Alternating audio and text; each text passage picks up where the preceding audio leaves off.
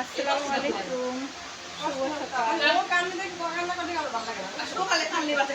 যারাকে নিয়ে স্কুলে আসছি আর হচ্ছে যারা ফ্রেন্ডসের মাগুলোর সাথে আমি বসে আছি, দেখেন আপনারা সবাই।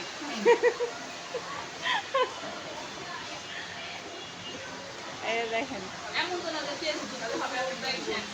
আরে গল্পর যন্ত্রণায় থাকাই যাচ্ছে না।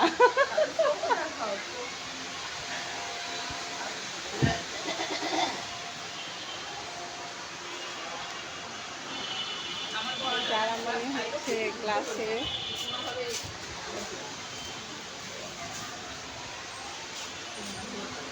এই যে আমাদের একটা ছোট বেবি